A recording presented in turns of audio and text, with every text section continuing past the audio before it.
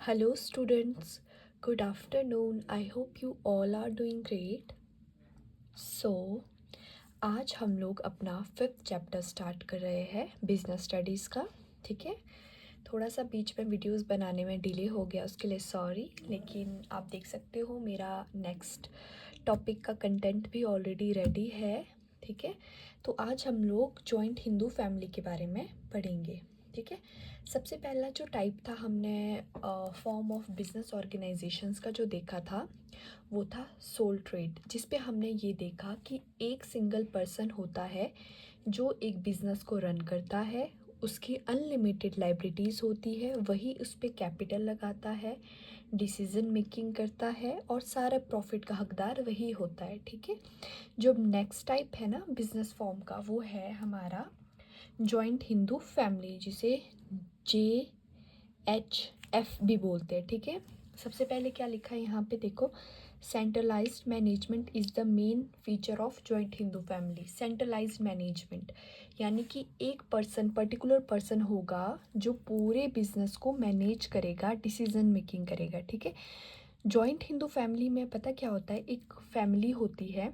ठीक है, एक ग्रुप होता है पूरे परिवार का, जिसपे एक मेन पर्सन करता, जिसे बोलते हैं हम लोग हेड ऑफ द फैमिली, वही सारे डिसीजन मेकिंग करते हैं जो भी बिजनेस से रिलेटेड हो। ठीक है जी, उन्हीं का काम होता है, मतलब जो भी कितना कैपिटल लगाना है, कितना क्या प्रोडक्शन करना है, क्या बेचना है, या मतलब जो भी डिसीजन एक ऑर्गेनाइजेशन लेती है वो सारे के सारे हमारा करता लेता है जॉइंट हिंदू फैमिली में। ठीक है, देखो देखते हैं क्या लिखा है इस पे। Joint Hindu family business, it referred to that form of business organization under which all the member of joint Hindu family carry a business under the control of मुखिया, या जिसे हम कर्ता बोलते हैं, कर्ता ऑफ द फैमिली। ठीक है, ये क्या है, पूरा परिवार एक बिजनेस को रन करता है। ठीक है, किसके कंट्रोल में, जो फैमिली का हेड है ना उनके कंट्रोल में। ठीक है, इसके जो फीचर्स है आप देख सकते हो, फर्स्ट है operation according to Hindu law. इसमें जैसे भी ये लोग काम करेंगे वो ऑपरेशंस किस हिसाब से होंगे, जो हिंदू लॉ में जो जो बातें लिखी गई है उस हिसाब से होंगे। ठीक है, मैनेजमेंट बाय कर्ता, जो भी मैनेज करना है, कंट्रोलिंग है, वो सभी की पावर कर्ता के पास होगी। लिमिटेड लाइबिलिटीज़, जो लिमिटेड लाइबिलिटीज़ है ना बेटा, वो होती है जो मेंबर्स होते हैं इसके। ठीक है, बट लेकिन अगर हम कर्ता के केस में बात करें, जो कर्ता होते हैं उनकी जो लाइबिलिटी होती है वो अनलिमिटेड होती है। ठीक है, अनलिमिटेड लाइबिलिटीज़।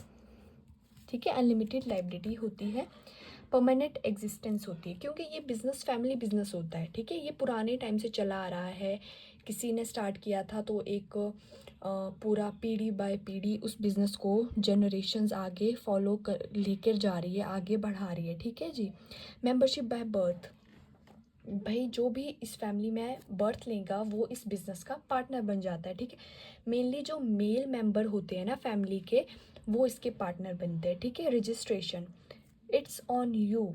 अगर आपको मतलब इसका रजिस्ट्रेशन नहीं करवाया जाता, जैसे कि हमने बोला सोल ट्रेड होता है, उसका रजिस्ट्रेशन भी ज़रूरी नहीं होता, लेकिन आगे वाली जो आने वाली फॉर्म्स हम पढ़ेंगे ना, फॉर्म ऑफ बिजनेस ऑर्गेनाइजेशंस, उसमें रजिस्ट्रेशन कराने के अपने मेरिट्स है। ठीक है, यहाँ पे रजिस्ट्रेशन कराना ज़रूरी नहीं होता है। ठीक है जी, अब मेरिट्स की बात करते हैं हम, इसके जो नेक्स्ट टॉपिक है हमारा। आप देख सकते हो फर्स्ट मेरिट है इजी टू स्टार्ट। ठीक है, इजी टू स्टार्ट का मतलब है ऑलरेडी किसी फैमिली मेम्बर ने ये स्टार्ट किया होता है।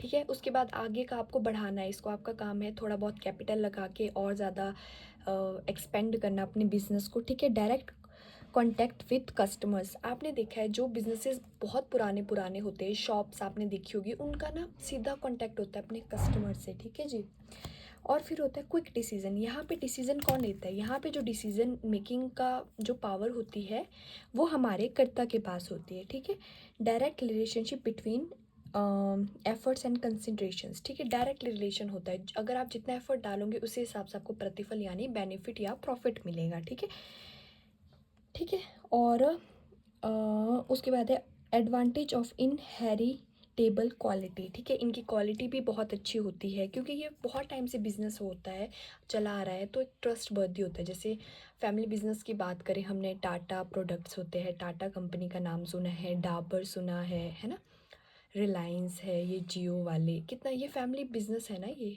तो कितना इनके जो प्रोडक्ट है, टाटा तो बहुत फेमस है इन सब चीज़ों से रिलेटेड। तो ये एक एग्जांपल है मतलब फैमिली बिजनेस का।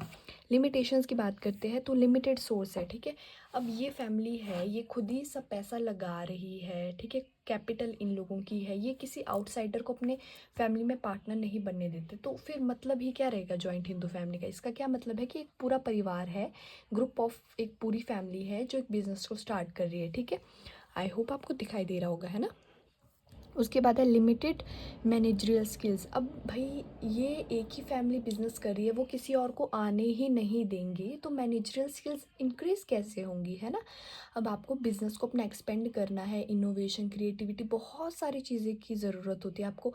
अब नए नए टाइप के मैनेजमेंट किस तरह से करने हैं वो सीखना पड़ता है। लेकिन अगर आप एक ही पर्सन है आपकी फैमिली में जो ये सब कर रहा है, आप आउटसाइडर्स को अलाउ ही नहीं कर रहे हो, तो फिर वो आपकी जो मैनेजमेंट की स्किल्स हो जाएगी वो लिमिटेड ही रहेगी, ठीक है। अनलिमिटेड लाइबिलिटीज़, ये जो अनलिमिटेड लाइबिलिटीज़ है ना, यहाँ पे लिमिटेशंस में, ये कर्ता के पॉइंट ऑफ व्यू से, क्योंकि कर्ता जो है वो हेड ऑफ द फैमिली होता है, सारे डिसीजन मेकिंग वही करता है, ठीक है। तो जो उनकी लाइबिलिटीज़ होती है वो अनलिमिटेड होती है, ठीक है। और डिसएडवांटेज फ्रॉम सेंट्रलाइजेशन, ठीक है। पावर, कई बार डिसएडवांटेज भी होती है आपको, मतलब अब फैमिली मेम्बर है, सबकी थिंकिंग अलग है, वो कुछ और डिसीजन लेना चाहते हैं, लेकिन हेड ऑफ द फैमिली वो डिसीजन को अगर डिसएग्री करते हैं तो वो भी एक इशू हो जाता है ना। अगर आप भी चाहते हो कि आपको बिज़नेस अपना बढ़ाना है, लेकिन आपका जो करता है मेन पर्सन है वो नहीं चाहते कि नहीं ये चीज़ें नहीं करनी है, हमें वो पुराने टाइप से ही करना है, तो वो एक डिसएडवांटेज हो जाता है। Lack of cooperation between members, ठीक है। कोऑपरेशन यानी कि जो फैमिली है उनमें कई बार ऐसा होता है समन्वय या कोऑर्डिनेशन, कोऑपरेशन का कमी हो जाती है, ठीक है। वो भी एक इसकी लिमिटेशन आती है, ओके। अब इसके बाद ना एक स्कूल ऑफ हिंदू लॉज है, ये दो ही छोटी सी चीज़ें, ये बहुत इंपॉर्टेंट है, छोटी सी है, आपको बस थोड़ा सा याद रखना है इन्हें, है ना। तो इतने से ही पेज पे है ये। मिताक्षरा, मिताक्षरा में क्या होता है, जैसे ही कोई पर्सन है जॉइंट हिंदू फैमिली में जिसका बिजनेस है, कोई पर्सन है वो बाय बर्थ, जो हम पढ़ रहे थे ना पीछे हमने पढ़ा, बाय बर्थ मेंबरशिप मिल जाती है, वो मिताक्षरा में मिलती है। कि कोई बच्चा है वो फैमिली में जैसे ही बर्थ ले रहा है वैसे ही उसे फैमिली बिजनेस में एक क्या मिल जाती है, जो उसका प्रॉपर्टी है या मतलब बिजनेस में उसके राइट हो जाते हैं। Emphasising birth right in joint Hindu family property, ठीक है। जैसे उसका जन्म हो रहा है वैसे उसे अपनी पैतृक संपत्ति में अधिकार प्राप्त हो रहा है, ठीक है। दायां भाग का मतलब, ये दायां भाग क्या होता है, ये ना बेसिकली जो हमारा एरिया है ना, उड़ीसा, असम, बंगाल, वहाँ पे ये वाला है, ठीक है, दायां भाग। बाकी सारे में ऑल ओवर इंडिया में मिताक्षर चलता है, दायां भाग उस तरफ चलता है, ठीक है। तो यहाँ पे क्या होता है, जब आपका ओनर है यानी जो आपका करता है, फैमिली का हेड है, जब वो एक्सपायर हो जाता है या आपके फादर है, ग्रैंडफादर है, जब आपके ग्रैंडफादर नहीं रहेंगे तो उनकी प्रॉपर्टी में राइट आपके फादर को मिलेगा। वैसे ही जब आपके फादर नहीं रहेंगे तभी आपको प्रॉपर्टी में राइट मिल सकता है, उससे पहले नहीं मिलता है, ठीक है। मिताक्षर में जैसे बाय बर्थ, जैसे ही आपने जन्म लिया है वैसे ही आपको फैमिली बिजनेस में, प्रॉपर्टी में आपका हिस्सा हो जाता है, लेकिन दायां भाग में ऐसा नहीं होता, ठीक है। तो आज का हमारा टॉपिक बहुत छोटा सा था, आई होप आपको समझ आया होगा। अगर आपको समझ आया है तो लाइक करिए, शेयर करिए, सब्सक्राइब करिए द कॉमर्स कॉरिडोर को, ठीक है। अब मैं मिलती हूँ आपसे नेक्स्ट वीडियो में, तब तक अपना ध्यान रखिए, पढ़ाई कीजिए, बाय बाय।